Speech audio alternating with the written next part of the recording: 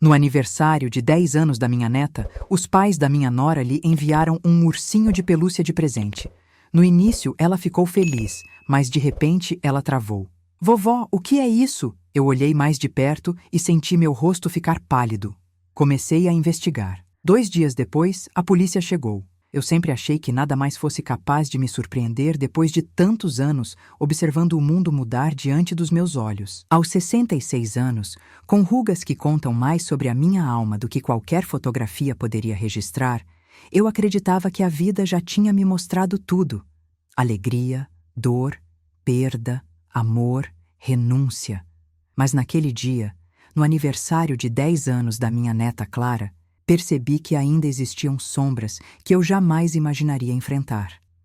A tarde estava quente, mas não o suficiente para incomodar. A casa cheirava a bolo de chocolate recém-saído do forno, do jeito que Clara gostava. Eu me lembro do brilho dos balões azuis e lilazes refletindo na janela e do riso leve dela correndo pela sala, com seus cabelos castanhos presos de um jeito que ela mesma tinha feito. Era bonita, minha menina. Bonita e pura, como um sopro de esperança nesse mundo que anda tão duro com quem ama demais. Mas naquele dia algo se partiu. Quando tocaram a campainha, todos imaginamos que fosse apenas mais um convidado atrasado. Mas não. Era o entregador trazendo um pacote pequeno, cuidadosamente embrulhado em papel dourado e fita branca. O cartão dizia apenas: para nossa querida Clara, com amor, vovô e vovó. Os pais da minha nora. Eu respirei fundo. Não era segredo que a relação entre eles e minha família era complicada. Desde que minha nora Márcia entrou em nossas vidas, tudo se tornou mais tenso, mais duro, mais cheio de regras que eu nunca entendi muito bem. Mas nunca imaginei que um presente inocente pudesse carregar algo tão sombrio. Clara abriu o papel devagar, com o cuidado que sempre teve. Quando viu o urso de pelúcia branco, macio, com um pequeno laço vermelho, seus olhos brilharam. Ela sorriu. Mas esse sorriso durou apenas alguns segundos. Foi quando ela me olhou. Não era um olhar comum. Era como se algo tivesse congelado dentro dela.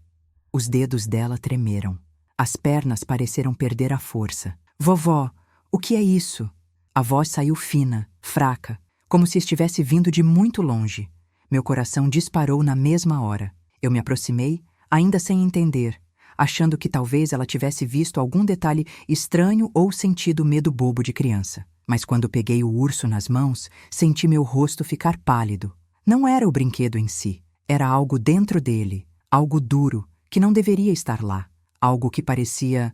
Não, eu não queria acreditar, mas o peso estava errado. O formato estava errado, e quando apertei um pouco, ouvi um som abafado, quase imperceptível, como um clique. Meu instinto gritou antes mesmo da razão. Algo estava muito errado com aquele urso. Eu não queria assustar Clara, então sorri como pude, apesar do tremor que me percorreu. Minha flor deve ser só um dispositivo de música, sabe? Alguns ursos têm isso, mas eu sabia que não era. Aquele brincar de acalmar criança não funcionou. Ela permaneceu rígida, os olhos fixos em mim, como se sentisse que eu estava mentindo. E ela estava certa. Segurei o ursinho com firmeza e disse que ia colocá-lo na estante um pouco para depois ver como funcionava.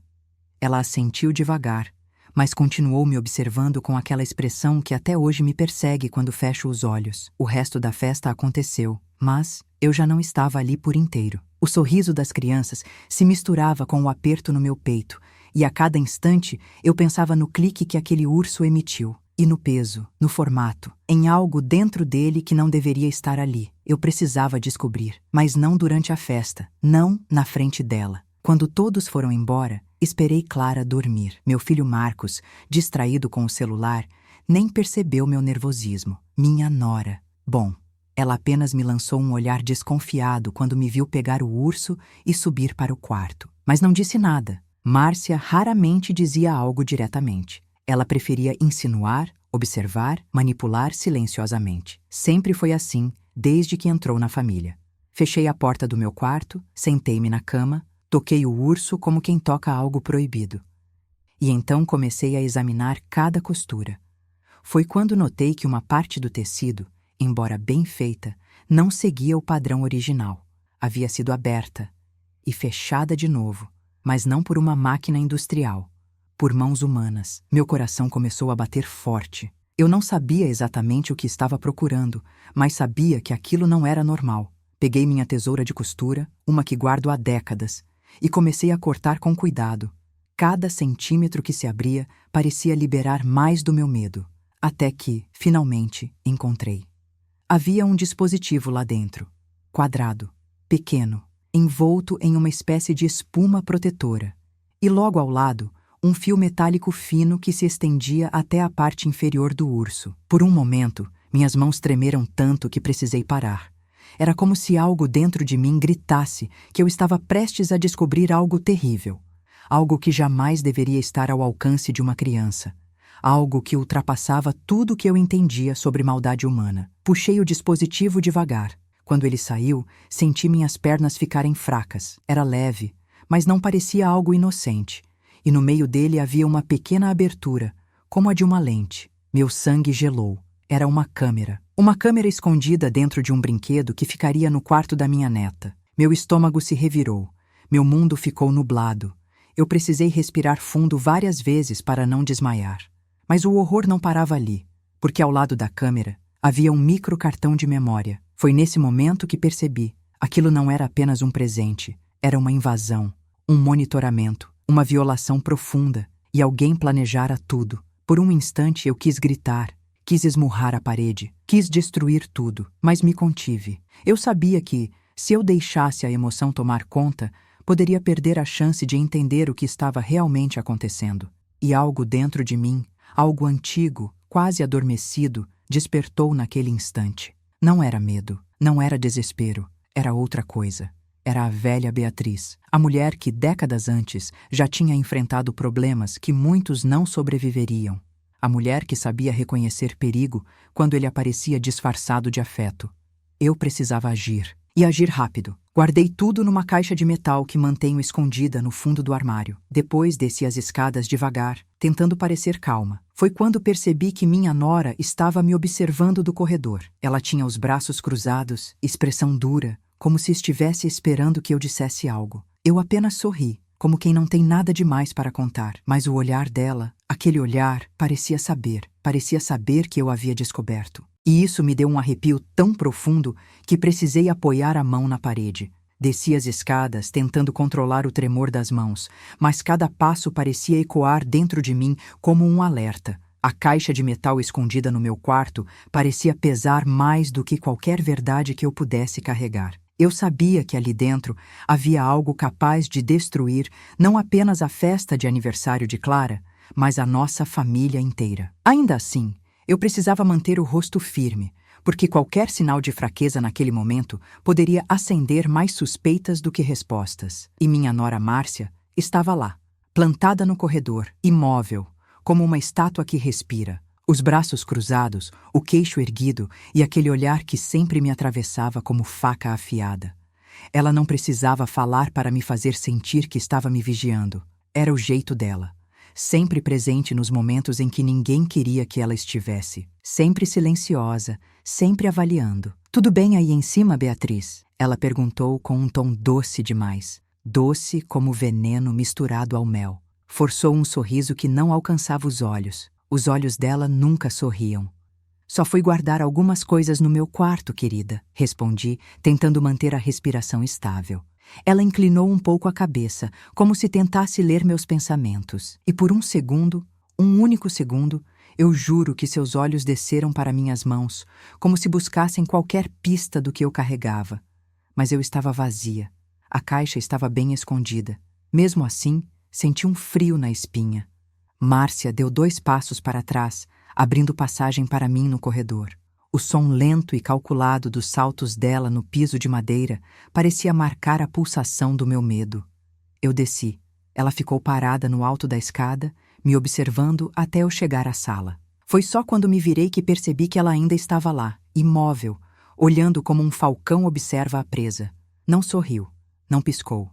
Apenas me olhou mais um instante e depois virou o rosto, entrando no quarto de Clara, como se tivesse todo o direito do mundo de fazer isso sem avisar ninguém. O coração quase saiu pela boca. Ela estava indo. exatamente onde o urso ficaria. Fui puxada por um impulso que eu mesma não entendia e caminhei rápido até a cozinha, fingindo que precisava beber água. Mas o que eu queria mesmo era escutar. E eu escutei. O silêncio. E depois, algo parecido com um suspiro impaciente. Um som breve, abafado, como se ela tivesse mexido em algo que não encontrou. O urso. Eu imaginei a cena em minha cabeça. Márcia abrindo a porta devagar, olhando a estante, esperando ver o brinquedo ali, intacto, aguardando o momento certo para cumprir seu propósito obscuro. Mas não encontrou. E isso a deixou inquieta. Meu medo aumentou tanto que minha mão escorregou no copo, derramando água na pia. Respirei fundo. Eu precisava agir com estratégia e não com pânico. Era assim que mulheres como ela venciam, tomando o controle do medo alheio. Naquela noite, depois que todos dormiram, fui ao meu quarto novamente. Sentei na cama com a caixa de metal e encarei aquele micro cartão de memória. Eu sabia que precisava ver o que havia ali. Sabia que aquilo poderia conter respostas, ou aquilo que meu coração temia descobrir. Liguei meu notebook. A tela iluminou o quarto escuro, fazendo minhas rugas parecerem ainda mais profundas no reflexo da tela. A mão tremia enquanto eu inseria o cartão. Abri a pasta. Meu peito apertou. Havia dezenas de arquivos de vídeo, todos com datas recentes, mas quando tentei abrir o primeiro, senha. O segundo, senha. O terceiro, senha. Aquele dispositivo havia sido preparado para alguém que sabia o que estava fazendo. E isso só tornava tudo mais perigoso. Fechei o notebook de repente quando ouvi passos no corredor. Passos leves, mas firmes. Reconheci pelo ritmo. Era Márcia novamente. O relógio marcava quase meia-noite. Ela parou exatamente diante da minha porta. A sombra dela apareceu sob a luz da fresta do corredor. Não bateu, não chamou, não se moveu por longos segundos. Apenas ficou ali, vigiando, esperando, escutando. Eu segurei a respiração, até que os passos começaram a se afastar. No entanto, antes que ela descesse a escada, ouvi o som da porta do quarto de Clara sendo aberta, e isso me fez levantar da cama com tanta força que meus joelhos estalaram. Márcia não tinha absolutamente nada para fazer no quarto da minha neta naquela hora da noite. Eu precisava agir, mas naquele instante percebi que não podia confrontá-la sem provas. Eu precisava entender o que estava por trás daquela câmera. Quem colocou aquilo ali? Por quê? E para quem as imagens iriam? Porque, se havia uma câmera escondida dentro de um urso infantil, alguém estava assistindo, e esse alguém não era Clara. Não era Marcos. E certamente não era eu. Peguei meu celular e gravei fotos do dispositivo, da câmera, das costuras alteradas, enfim, de tudo. Sabia que precisaria de registros, que aquilo poderia se transformar numa investigação séria. Mas uma parte de mim, a parte mais velha, mais instintiva, mais mãe e mais avó, sabia que aquilo só podia vir de um lugar: os pais da minha nora. Eles sempre foram estranhos, sempre trataram Clara como se ela fosse uma extensão de Márcia, e não uma criança com vida própria. Sempre acharam que tinham direito sobre decisões que não eram deles. E sempre nos olharam como se fôssemos inferiores. Mas isso era monstruoso. Quando voltei para a cama, não consegui dormir. Fiquei imaginando o que seria capaz de levar alguém a usar uma criança dessa forma. Fiquei imaginando a teia de manipulação que poderia estar sendo construída às minhas costas, e percebi que eu estava mais sozinha nessa do que jamais estive. Meu filho confiava demais na esposa, e Clara era apenas uma criança. Eu era a única que percebia as rachaduras, a única que via a verdade por trás dos gestos doces e cuidadosos de Márcia.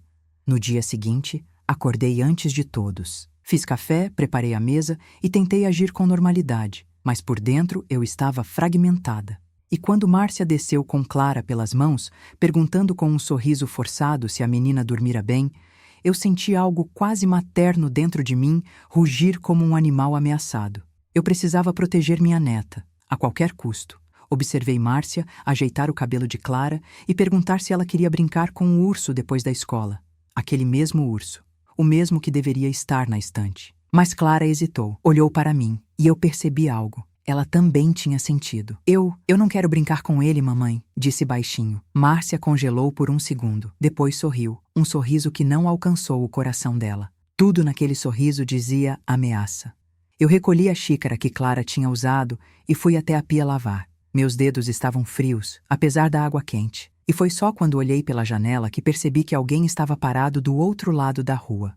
Um homem, de terno escuro, óculos escuros e olhando diretamente para a nossa casa. Quando dei um passo para o lado para ver melhor, ele mexeu a cabeça como se estivesse falando no celular, ou transmitindo algo. Meu coração bateu tão alto que achei que Márcia pudesse ouvir. O que estava acontecendo? Quem era aquele homem? E por que parecia estar monitorando a nossa casa? Como se o urso fosse apenas o primeiro passo de algo muito maior. Eu precisava descobrir tudo isso antes que fosse tarde demais. Não por mim, mas por Clara, por minha neta, meu amor maior. E assim começou a investigação que mudaria tudo. Mas eu ainda não sabia o que estava prestes a descobrir, nem que, 2 dias depois, a polícia bateria à nossa porta. A manhã seguinte parecia carregada de algo que não sei explicar. Não era o clima, nem o vento, nem o cheiro da casa.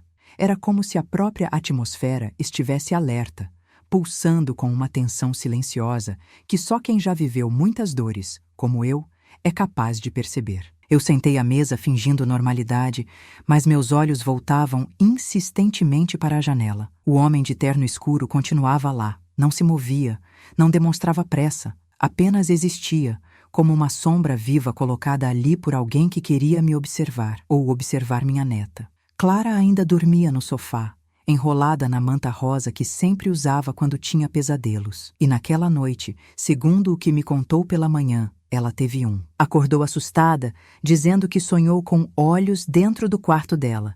Aquilo me cortou por dentro, porque agora eu sabia que não era apenas um medo infantil. Ela tinha captado uma ameaça real, mesmo sem entender. E Márcia?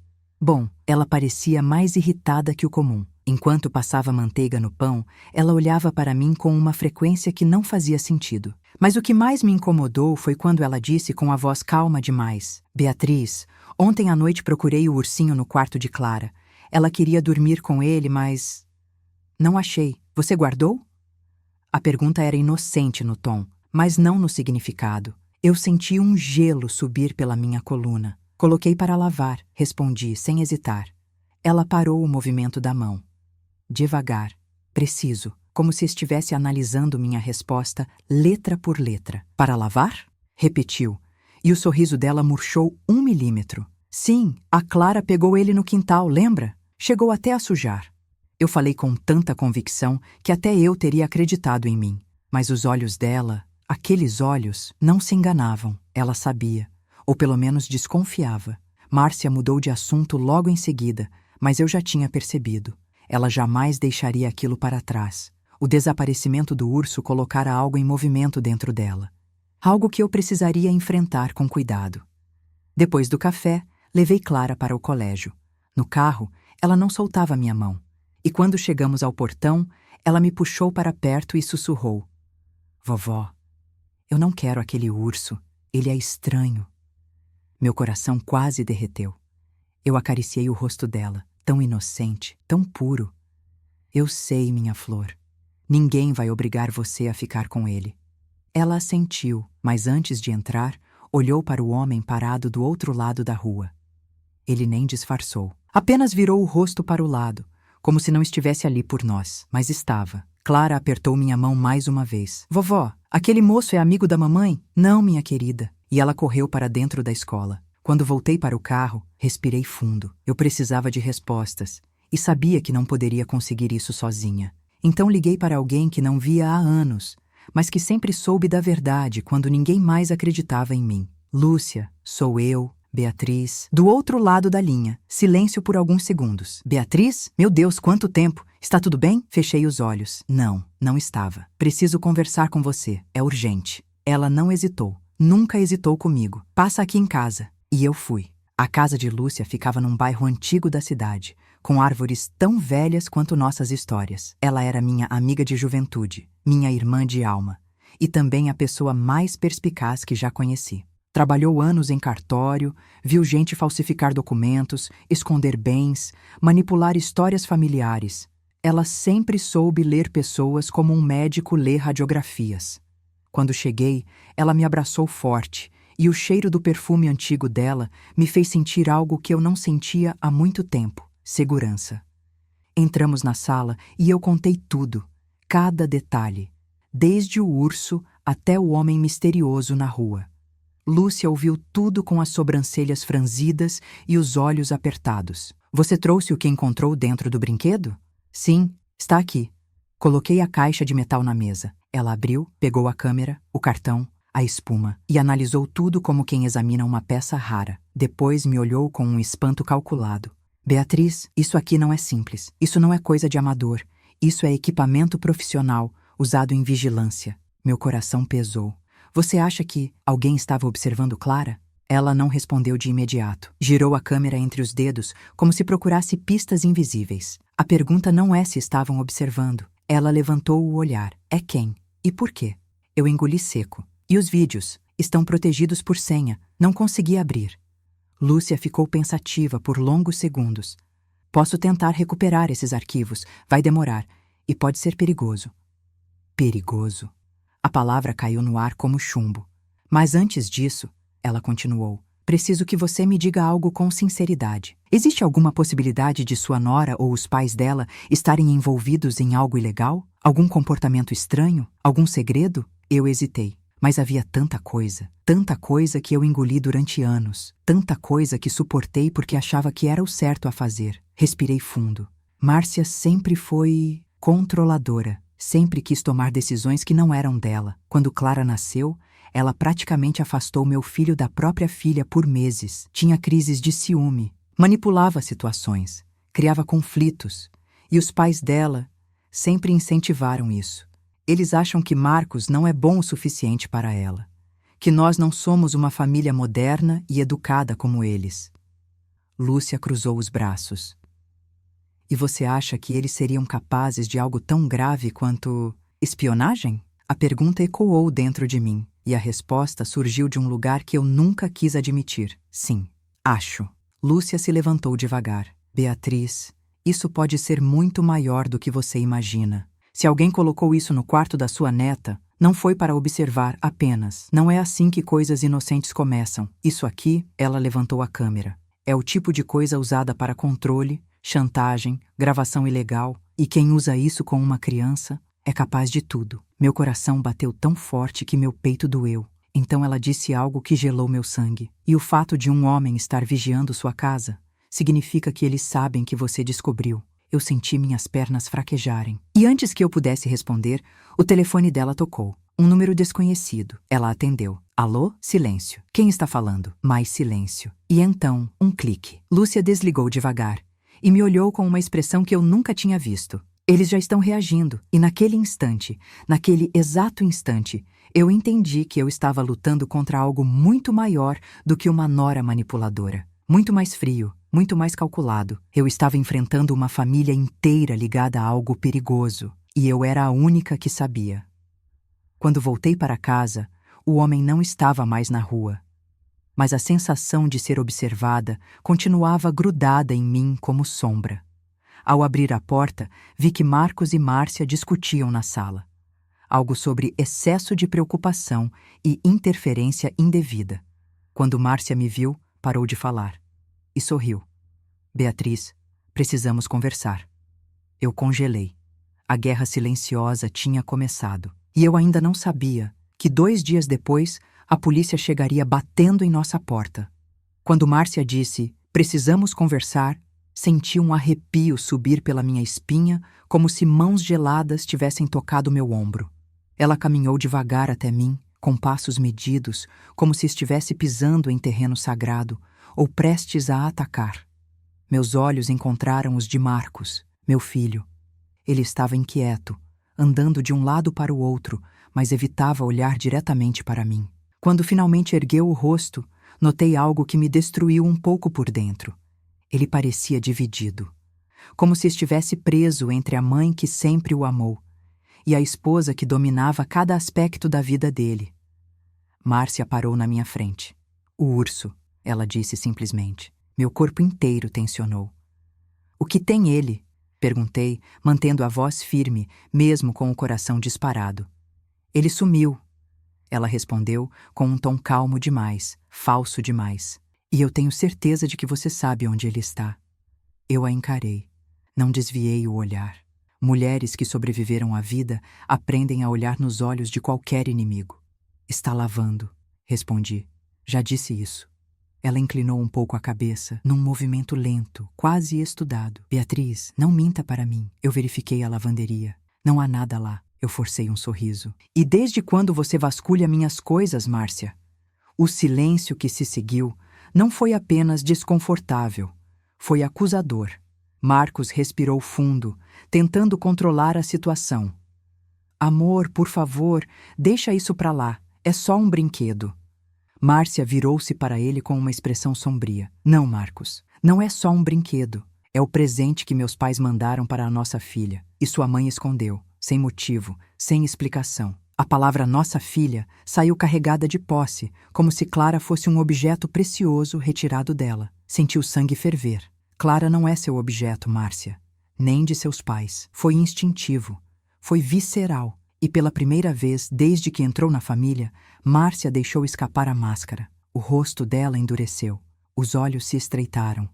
A voz perdeu o toque doce. Você não sabe com quem está lidando, Beatriz. E naquele instante, percebi que ela não estava falando sobre ela mesma. Estava falando sobre eles, sobre algo maior, mais profundo, mais perigoso.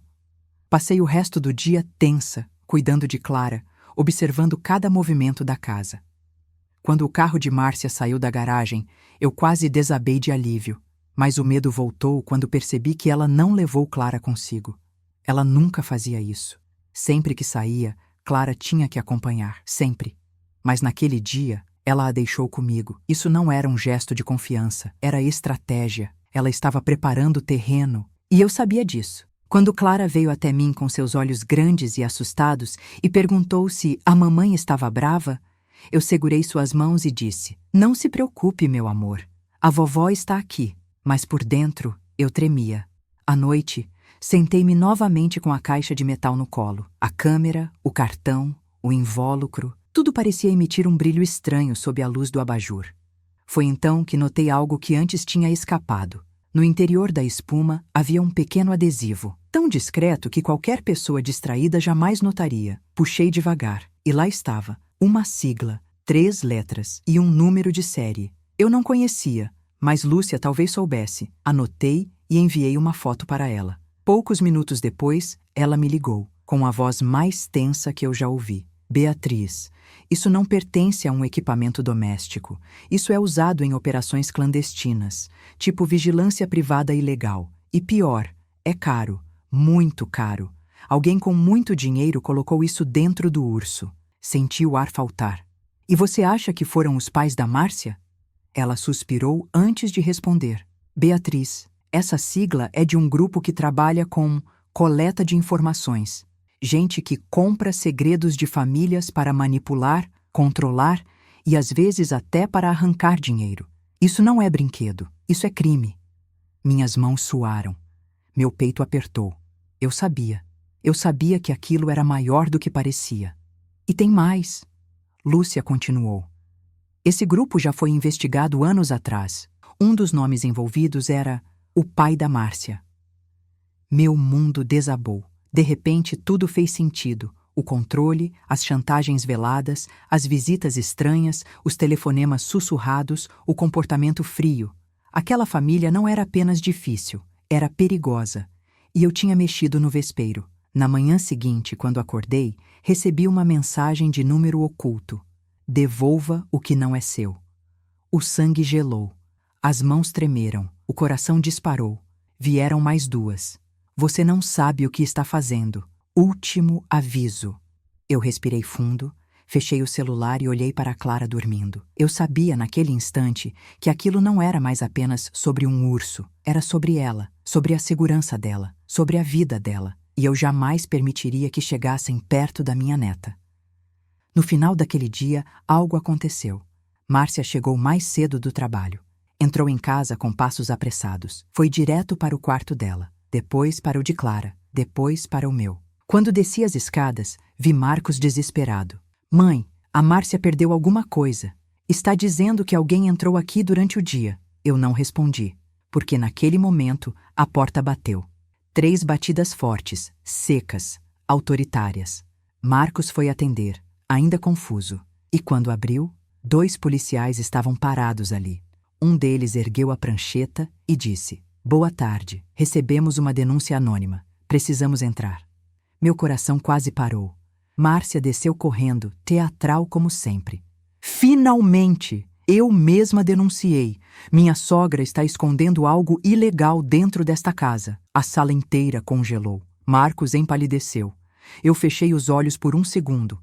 Clara entendeu que algo grave estava acontecendo e se escondeu atrás de mim. E os policiais entraram. A guerra estava declarada. E eu não recuaria. Não quando se tratava de Clara. Antes de continuar a história, se você gosta do nosso conteúdo e quer nos ajudar, inscreva-se no canal. Isso ajuda muito. Quando os policiais atravessaram a porta da minha casa, pareciam 2 gigantes engolindo toda a luz ao redor. A sala, antes iluminada pela claridade suave da tarde, pareceu encolher. Clara apertou minha mão com tanta força que senti seus dedos tremerem. Eu me abaixei, beijei sua testa e sussurrei que tudo ficaria bem. Mas dentro de mim, nada estava bem. Márcia, por outro lado, exibia um ar vitorioso. Os olhos brilhavam com aquela chama ácida e fria que eu sempre temia. Ela cruzou os braços e ficou ao lado dos policiais, como se fosse parte da equipe.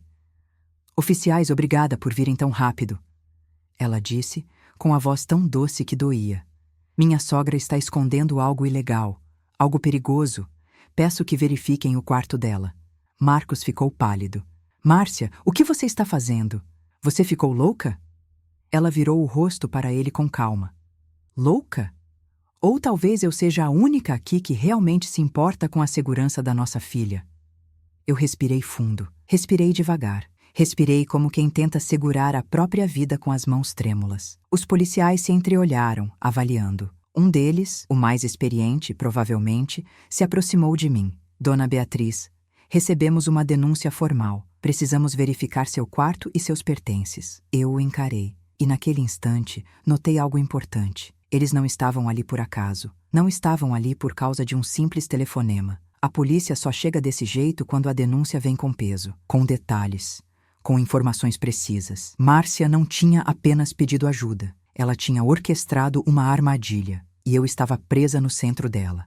Ainda assim, ergui o rosto e disse: "Podem subir." Clara segurou minha saia, assustada. Eu a entreguei para Marcos. "Fique com ela. Não permita que a levem para lugar nenhum. Entendeu?" Ele assentiu, ainda em choque. Subi as escadas acompanhada pelos 2 policiais. Cada degrau ecoava como um martelo batendo dentro da minha cabeça. Quando chegamos ao meu quarto, eles começaram a abrir gavetas, verificar o guarda-roupa, examinar caixas, pastas, tudo. Eu fiquei parada no canto do quarto, serenamente, ou pelo menos tentando parecer. Porque, na verdade, tudo dentro de mim estava em chamas. A caixa de metal. Meu coração deu um salto tão forte que quase me roubou o ar. A caixa estava lá, escondida no fundo do armário. Se eles a encontrassem, se vissem a câmera, se descobrissem qualquer coisa antes de eu explicar, a história poderia ser invertida. Márcia poderia dizer que eu estava espionando a própria neta. Ela poderia distorcer tudo. E eu sabia que meu filho, amedrontado e confuso, poderia até duvidar de mim. "Abra aqui também", disse o policial mais jovem, apontando justamente para a parte inferior do armário. Senti minhas pernas bambas.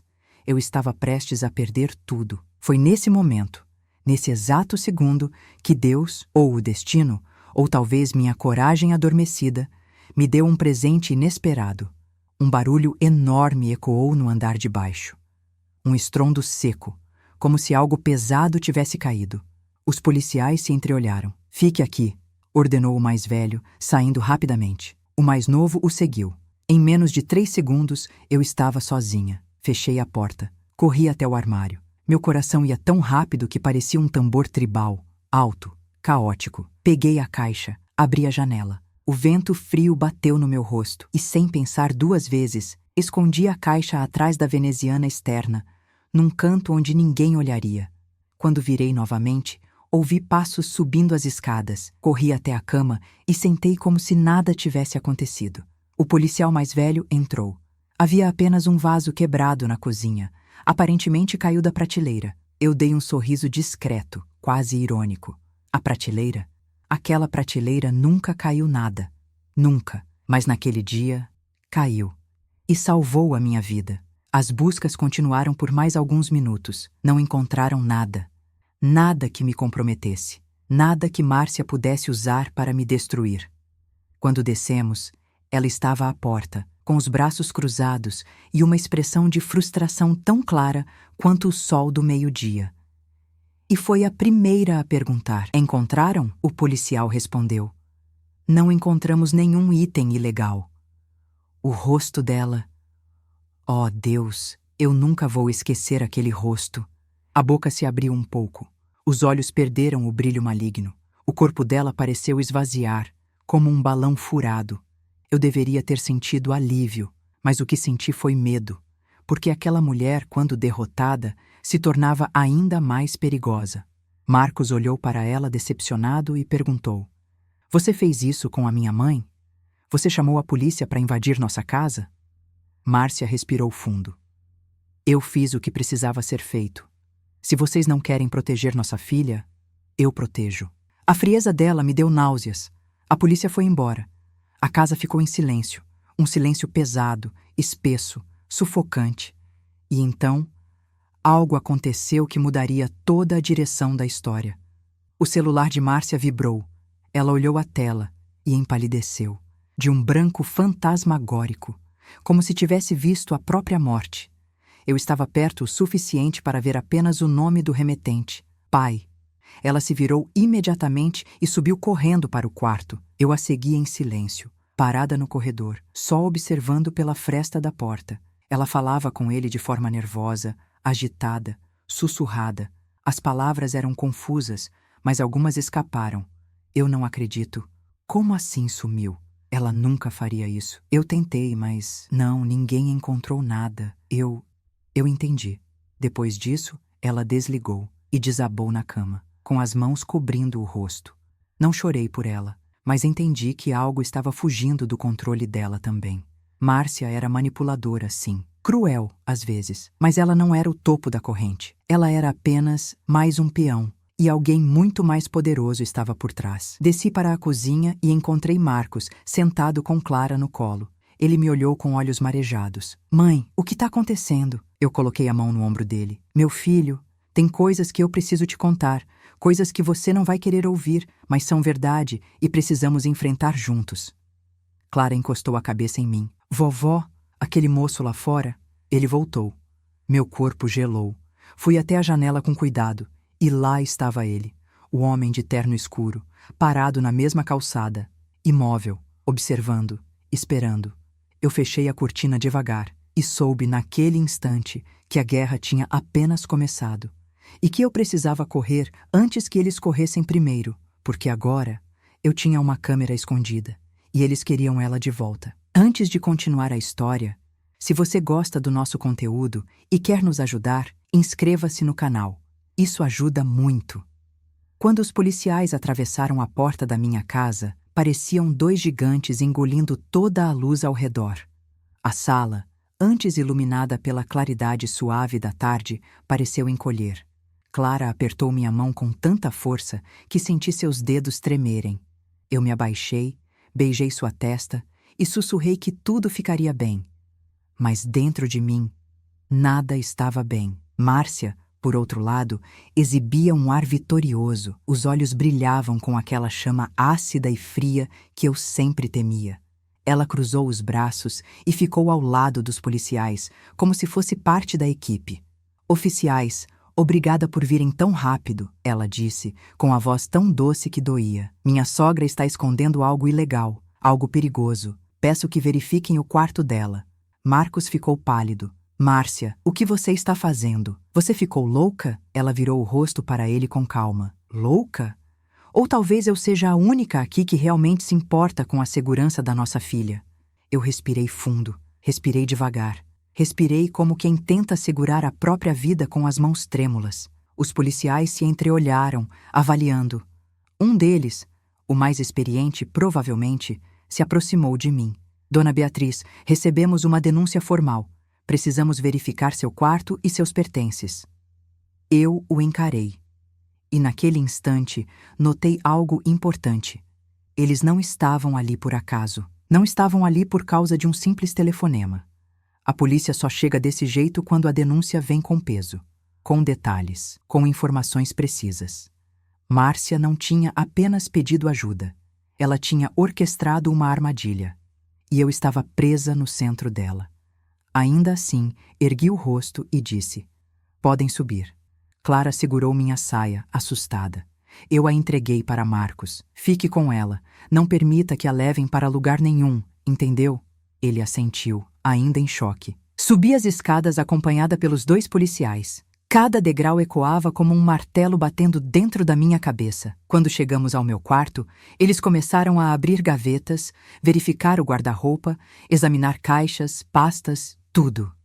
Eu fiquei parada no canto do quarto, serenamente. Ou pelo menos tentando parecer, porque na verdade, tudo dentro de mim estava em chamas. A caixa de metal. Meu coração deu um salto tão forte que quase me roubou o ar. A caixa estava lá, escondida no fundo do armário. Se eles a encontrassem, se vissem a câmera, se descobrissem qualquer coisa antes de eu explicar, a história poderia ser invertida. Márcia poderia dizer que eu estava espionando a própria neta. Ela poderia distorcer tudo. E eu sabia que meu filho, amedrontado e confuso, poderia até duvidar de mim. "Abra aqui também", disse o policial mais jovem, apontando justamente para a parte inferior do armário. Senti minhas pernas bambas. Eu estava prestes a perder tudo. Foi nesse momento, nesse exato segundo, que Deus, ou o destino, ou talvez minha coragem adormecida, me deu um presente inesperado. Um barulho enorme ecoou no andar de baixo. Um estrondo seco, como se algo pesado tivesse caído. Os policiais se entreolharam. "Fique aqui", ordenou o mais velho, saindo rapidamente. O mais novo o seguiu. Em menos de 3 segundos, eu estava sozinha. Fechei a porta. Corri até o armário. Meu coração ia tão rápido que parecia um tambor tribal, alto, caótico. Peguei a caixa. Abri a janela. O vento frio bateu no meu rosto. E sem pensar 2 vezes, escondi a caixa atrás da veneziana externa, num canto onde ninguém olharia. Quando virei novamente, ouvi passos subindo as escadas. Corri até a cama e sentei como se nada tivesse acontecido. O policial mais velho entrou. Havia apenas um vaso quebrado na cozinha. Aparentemente caiu da prateleira. Eu dei um sorriso discreto, quase irônico. A prateleira? Aquela prateleira nunca caiu nada. Nunca. Mas naquele dia, caiu. E salvou a minha vida. As buscas continuaram por mais alguns minutos. Não encontraram nada. Nada que me comprometesse. Nada que Márcia pudesse usar para me destruir. Quando descemos, ela estava à porta, com os braços cruzados e uma expressão de frustração tão clara quanto o sol do meio-dia. E foi a primeira a perguntar: "Encontraram?" O policial respondeu: "Não encontramos nenhum item ilegal." O rosto dela, oh Deus, eu nunca vou esquecer aquele rosto. A boca se abriu um pouco, os olhos perderam o brilho maligno, o corpo dela pareceu esvaziar, como um balão furado. Eu deveria ter sentido alívio, mas o que senti foi medo, porque aquela mulher, quando derrotada, se tornava ainda mais perigosa. Marcos olhou para ela decepcionado e perguntou: "Você fez isso com a minha mãe? Você chamou a polícia para invadir nossa casa?" Márcia respirou fundo. "Eu fiz o que precisava ser feito. Se vocês não querem proteger nossa filha, eu protejo." A frieza dela me deu náuseas. A polícia foi embora. A casa ficou em silêncio. Um silêncio pesado, espesso, sufocante. E então, algo aconteceu que mudaria toda a direção da história. O celular de Márcia vibrou. Ela olhou a tela e empalideceu, de um branco fantasmagórico, como se tivesse visto a própria morte. Eu estava perto o suficiente para ver apenas o nome do remetente: pai. Ela se virou imediatamente e subiu correndo para o quarto. Eu a seguia em silêncio, parada no corredor, só observando pela fresta da porta. Ela falava com ele de forma nervosa, agitada, sussurrada. As palavras eram confusas, mas algumas escaparam. "Eu não acredito." "Como assim sumiu? Ela nunca faria isso. Eu tentei, mas..." "Não, ninguém encontrou nada." Eu entendi. Depois disso, ela desligou e desabou na cama, com as mãos cobrindo o rosto. Não chorei por ela, mas entendi que algo estava fugindo do controle dela também. Márcia era manipuladora, sim, cruel às vezes, mas ela não era o topo da corrente. Ela era apenas mais um peão, e alguém muito mais poderoso estava por trás. Desci para a cozinha e encontrei Marcos sentado com Clara no colo. Ele me olhou com olhos marejados. Mãe, o que está acontecendo? Eu coloquei a mão no ombro dele. Meu filho, tem coisas que eu preciso te contar, coisas que você não vai querer ouvir, mas são verdade, e precisamos enfrentar juntos. Clara encostou a cabeça em mim. Vovó, aquele moço lá fora, ele voltou. Meu corpo gelou. Fui até a janela com cuidado, e lá estava ele, o homem de terno escuro, parado na mesma calçada, imóvel, observando, esperando. Eu fechei a cortina devagar e soube, naquele instante, que a guerra tinha apenas começado e que eu precisava correr antes que eles corressem primeiro, porque agora eu tinha uma câmera escondida e eles queriam ela de volta.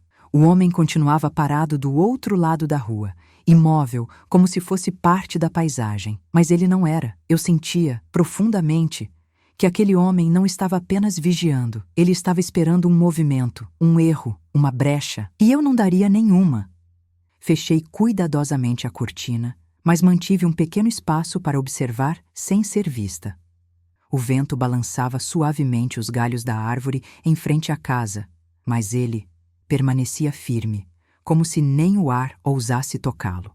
Marcos veio até mim. Mãe, quem é esse homem? Você o conhece? Neguei com a cabeça, mas sei quem mandou ele vir. O olhar de Marcos perdeu o brilho por um instante, como se finalmente estivesse entendendo pela primeira vez que sua família não estava apenas passando por um conflito doméstico. Estávamos no meio de algo que ultrapassava qualquer briga comum.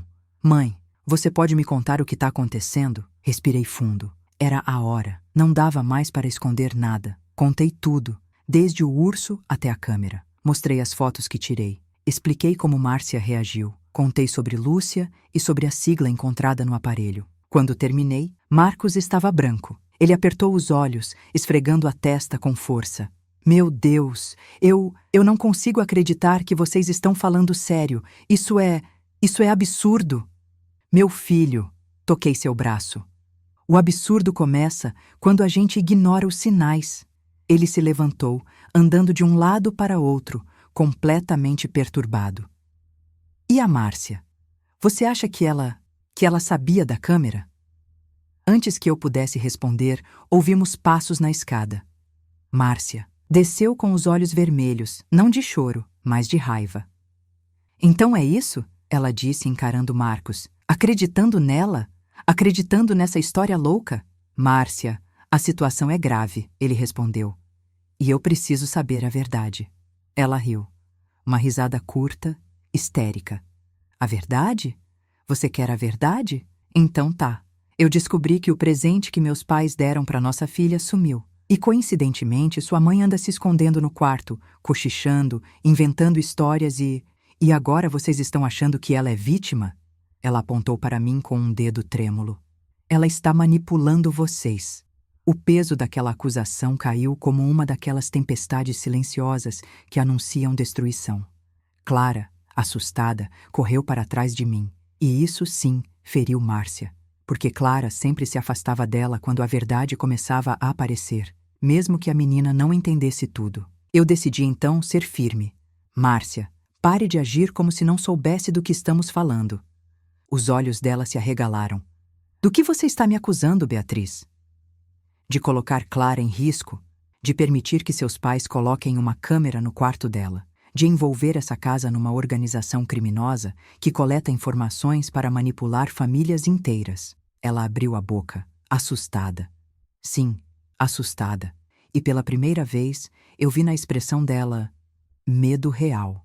Marcos percebeu. Márcia, isso é verdade? Ela hesitou. Por longos segundos, um silêncio completo dominou o ar. Podíamos ouvir até o tic-tac distante do relógio da cozinha. A voz falhou. Não sabia que era tão sério. Eu respirei fundo. Você sabia que tinha algo errado. Ela não respondeu. O silêncio dela era a confissão. E então ouviu-se um som do lado de fora. Uma porta de carro batendo. O homem de terno escuro estava agora mais perto, muito mais perto. Percorria a calçada lentamente, como um predador que já encontrou a presa. Marcos correu para a porta. Mãe, a gente precisa chamar a polícia. Eu o segurei pelo braço. A polícia não pode nos ajudar agora. Como assim não pode? Porque foi a organização dele que fez a denúncia contra nós hoje. O silêncio se instalou como uma faca. Márcia arregalou os olhos. Meu pai não faria isso. A tristeza na voz dela me pegou de surpresa. Márcia, falei com calma. Eles usaram você, assim como agora querem usar Clara. Ela se sentou no sofá, completamente desnorteada. O mundo dela estava ruindo. Aquela mulher que sempre se achou forte, controladora, superior, agora parecia uma criança perdida. Mas não podíamos nos comover, não ainda. Clara puxou minha blusa. Vovó, aquele moço tá olhando para cá. Meu estômago virou. O homem estava parado bem na frente do portão, olhando fixamente para a porta da nossa casa. Márcia colocou a mão na boca. Marcos se moveu como se fosse correr para enfrentar o homem, mas eu o segurei. Não faça isso. É exatamente o que eles querem. E o que a gente faz, mãe? Aí foi quando lembrei de algo óbvio, algo essencial, algo que mudaria tudo. A caixa de metal. Ela estava escondida atrás da veneziana, mas ainda estava aqui, e era a única prova concreta. Eu precisava tirar aquela caixa daqui antes que alguém entrasse à força. E foi então, naquele instante, que o telefone fixo da sala tocou. Todos congelamos. O som ecoou pesado, agudo, quase doloroso. 3 toques. 4. 5. Eu atendi. Alô? Por um segundo, apenas silêncio. Depois, a voz de um homem, baixa, ameaçadora, sem pressa. Devolva o que pertence a nós. Meu coração parou. E ninguém da sua família se machuca. Eu fechei os olhos, respirei devagar. Quem é você? A voz respondeu com uma calma assustadora. Estamos mais perto do que você imagina. E desligou. O telefone escorregou da minha mão. Marcos correu até mim. Mãe, o que foi? Eu olhei nos olhos dele e disse, eles vão entrar. O terror no rosto de Márcia se misturou com culpa, com arrependimento, com algo que ela nunca admitiria antes. Eu não sabia que eles fariam isso. Meu pai, ele falou que era só para monitorar o comportamento da Clara, que era para garantir que ela estivesse segura. Eu juro que não sabia que era assim. Eu a encarei, firme. Márcia, eles nunca quiseram proteger Clara. Eles queriam controlar você. Controlar Marcos. Controlar tudo. E agora querem calar a única pessoa que descobriu a verdade. Eles queriam me silenciar. Antes que eu pudesse agir, ouvimos passos no quintal, passos pesados. Marcos correu para a porta da cozinha e trancou. Trancou também a da sala, as janelas, mas a sensação era clara. A casa estava cercada e só havia uma saída. Eu agarrei Clara no colo e disse a todos, para o quarto, agora. Subimos as escadas correndo. Ao chegar no meu quarto, fechei a porta e empurrei o armário contra ela. O coração estava prestes a explodir. Peguei a caixa de metal pela veneziana externa. Ela estava intacta. Quando voltei para dentro, Márcia me encarou, tremendo. Beatriz, o que vamos fazer?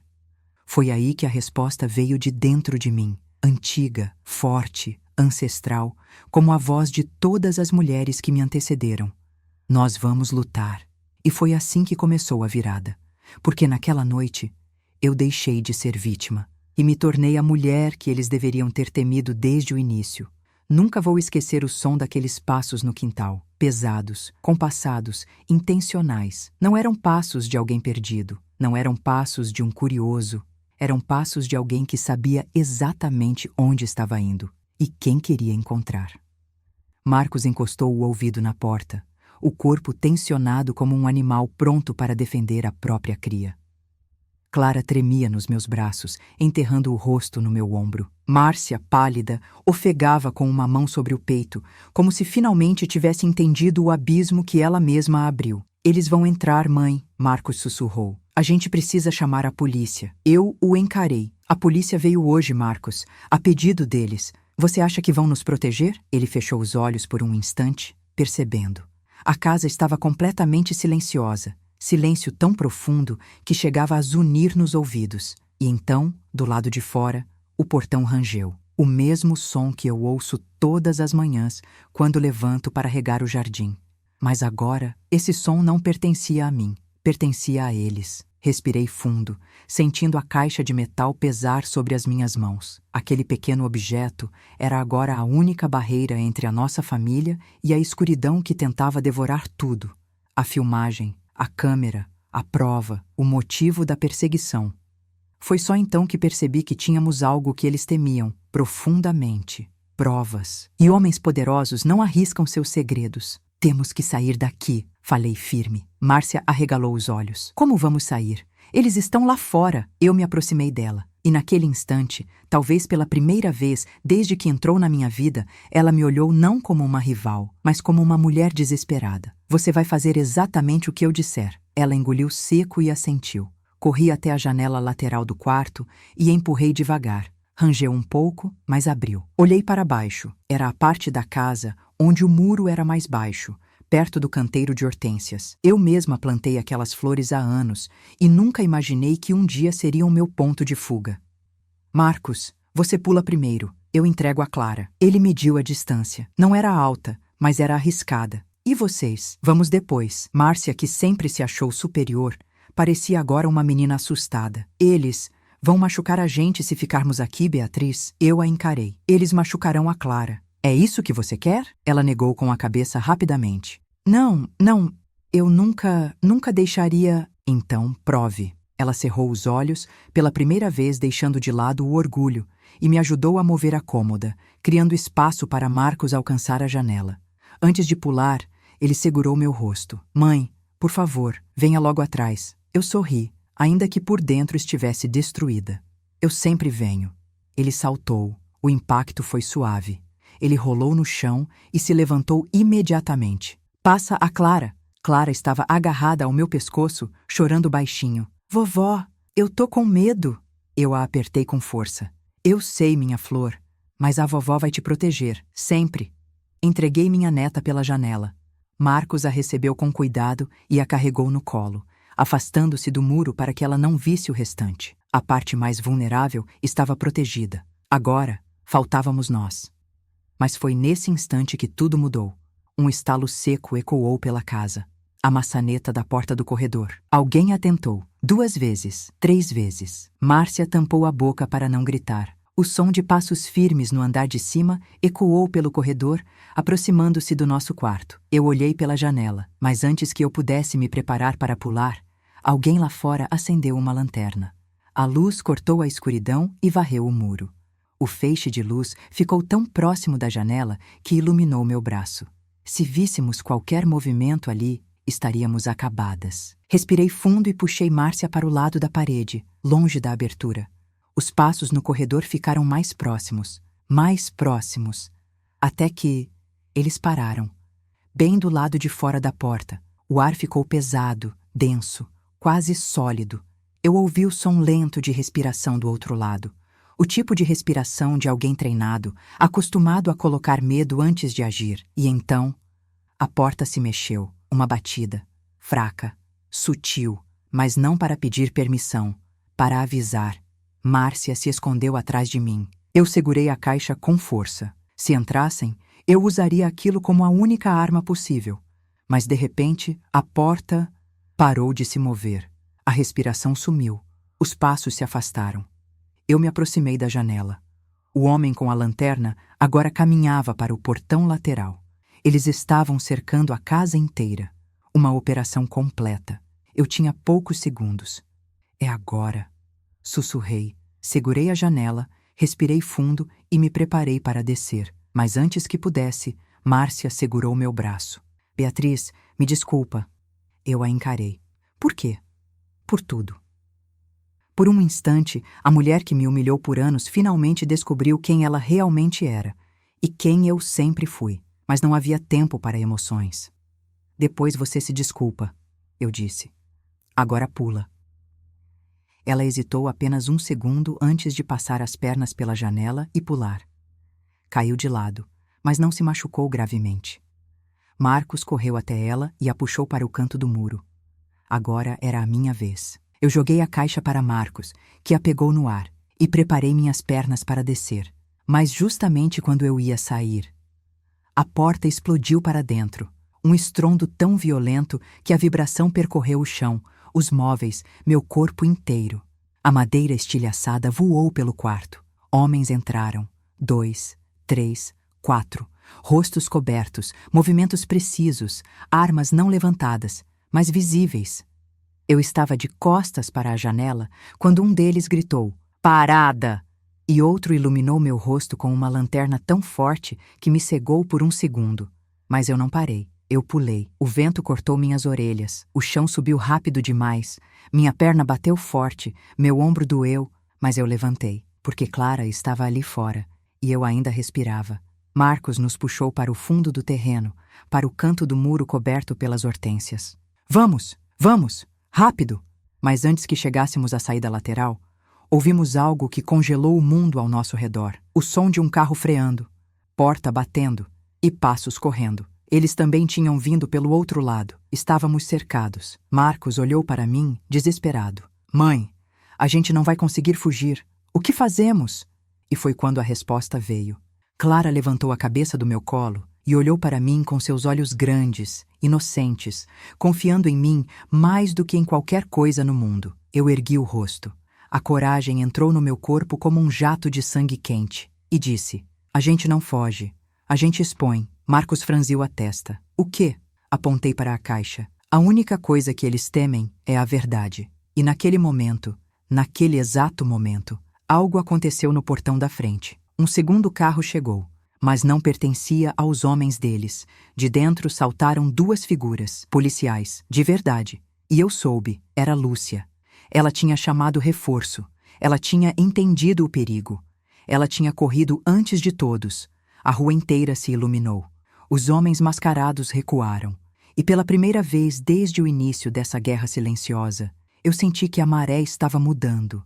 Mas o pior, o mais chocante, a revelação que destruiria tudo, estava prestes a aparecer. Quando vi os policiais verdadeiros saindo do carro, senti algo dentro de mim finalmente respirar pela primeira vez em dias. Não era alívio. Era a sensação de que a guerra estava longe de terminar, mas que eu, ao menos, tinha conquistado terreno. 2 dos homens mascarados recuaram imediatamente. O terceiro desviou para o lado da casa, e o quarto apontou discretamente para o portão dos fundos, tentando escapar antes que fosse abordado. O policial que liderava a operação gritou: "Parados! Mãos na cabeça! Agora!" A voz dele cortou o ar como uma lâmina, e os homens, percebendo que haviam perdido o fator surpresa, fizeram aquilo que qualquer criminoso profissional faria. Correram, mas não esperavam por uma coisa. Eu, naquele momento, não era apenas uma avó. Era uma mulher que tinha passado a vida inteira sendo subestimada. E agora não tinha mais medo. Enquanto os homens tentavam fugir pelo canto do muro, Marcos me puxou. "Mãe, corre! A gente precisa sair daqui!" Mas eu coloquei a mão no peito dele e disse: "Não, a gente precisa ficar. Eles é que precisam fugir." Ele não entendeu, mas Clara, agarrada ao meu pescoço, sentiu minha determinação e se encolheu mais ao meu corpo. Foi então que o policial, o líder, correu até nós. "Senhora, estão todos bem? Recebemos uma ligação urgente." Eu senti um arrepio. "De quem?" Ele respondeu ofegante. "De alguém chamada Lúcia. Ela disse que você tinha provas gravíssimas envolvendo vigilância ilegal e que sua família estava ameaçada." Minha respiração travou. Lúcia. Ela havia entendido tudo antes de mim. "Sim, oficial. Eu tenho as provas." Apontei para a caixa nas mãos de Marcos. "Aqui, em minhas mãos." Os olhos dele se arregalaram. "Vamos te proteger, senhora. Mas precisamos tirar vocês daqui agora." Antes que pudéssemos nos mover, escutamos um grito desesperado vindo do lado da casa. "Solta isso! Você não sabe o que está fazendo!" Era a voz de Márcia, tão carregada de terror que me cortou por dentro. Quando virei para o lado, vi algo que jamais imaginei ver. Márcia corria atrás de um homem mascarado, como se tentasse impedi-lo de fugir. Ele segurava um objeto pequeno, que brilhava sob a luz da lanterna. Era um dispositivo. Talvez outro cartão, talvez mais provas. E ela gritava. Gritava como se estivesse quebrando por dentro. Aquilo não era teatro, não era manipulação. Era desespero. Pare! Devolva! Ela berrava, com lágrimas espalhadas pelo rosto. Mas antes que ela alcançasse o homem, ele a empurrou com força. Ela caiu no chão, batendo a cabeça contra o concreto. Marcos correu até ela. Márcia! Márcia! Eu também corri. O policial correu atrás. Clara ficou aos cuidados de outro agente. Márcia estava consciente, mas seu rosto estava mudado. A expressão dela, antes sempre tão controlada, estava quebrada, vulnerável. Ela segurou meu pulso com força, como se eu fosse a única coisa sólida no mundo dela. Beatriz, ela murmurou com a voz trêmula. Eu não sabia. Eu juro que não sabia o que eles queriam fazer com a Clara. Eu a encarei profundamente e, pela primeira vez, vi uma mulher que havia sido manipulada por anos. Não uma vilã completa, não uma megera de novela, mas uma mulher que acreditou na família errada. O que eles queriam, Márcia? Perguntei com firmeza. Ela respirou fundo, com dificuldade. Eles disseram que era para monitorar se a Clara tinha algum comportamento problemático, que era para garantir uma educação adequada, que talvez a gente não estivesse criando ela direito. Eu senti o estômago revirar. Aquele velho discurso, aquela velha justificativa, aquele velho poder disfarçado de cuidado. Ela continuou. Mas depois eu ouvi telefonemas, conversas, meu pai falando que Clara poderia ser a chave, que ela podia garantir que Marcos assinasse documentos, que vocês entregassem. Ela fechou os olhos e chorou. Eles queriam usar minha filha como moeda de troca, e eu permiti a entrada deles. Por um segundo, tudo ficou silencioso. Nem o vento ousou soprar. Eu senti a mão dela agarrada à minha como uma criança perdida. E então, a verdade inteira se revelou dentro da minha mente. Não era apenas espionagem, era chantagem, era controle, era coação familiar. E Clara, meu Deus, Clara, eles queriam moldar a criança para usá-la contra nós, para usá-la contra o próprio futuro dela. O policial atrás de mim engoliu seco. Senhora, isso é muito mais grave do que imaginávamos. Precisamos tirar vocês daqui imediatamente. E precisamos da caixa, agora. Mas antes que eu pudesse entregar, outro policial se aproximou correndo. Capitão, encontramos isso no muro. Deve ter sido deixado por um dos indivíduos durante a fuga. Ele entregou algo que fez meu coração estremecer. Um envelope fechado, pardo, com meu nome escrito à mão, para Beatriz. O mundo parou. O capitão me olhou. Quer abrir aqui, senhora? Eu senti as pernas fraquejarem, mas assenti. Abri devagar, com o coração martelando. Dentro havia uma folha dobrada e uma foto. Uma foto de Clara dormindo, no quarto, no mesmo quarto onde o urso estava. Mas o mais terrível era o bilhete. Escrito em tinta preta, com letras perfeitas, frases curtas, calculadas. Você não devia ter mexido. A verdade dói. E doa-se. O capitão tomou o papel imediatamente. Senhora, isso confirma um padrão criminoso. Eles estavam ameaçando vocês para manter controle emocional. Vamos registrar tudo como prova. Eu fechei os olhos por um momento, segurando o rosto de Clara entre minhas mãos. Mesmo à distância. Aquela criança. Aquela menina pura. Aquela luz que Deus me deu. Eles queriam usar a alma dela como arma, e isso acordou em mim algo que eu nem sabia mais que existia. Minha virada interna. Eu me levantei, endireitei os ombros, segurei a caixa contra o peito e disse ao capitão: eles não vão destruir a minha família, não vão tocar na minha neta e não vão se esconder mais. O capitão afirmou com um gesto: vamos levar vocês agora. A partir deste momento, senhora Beatriz, você está sob proteção policial.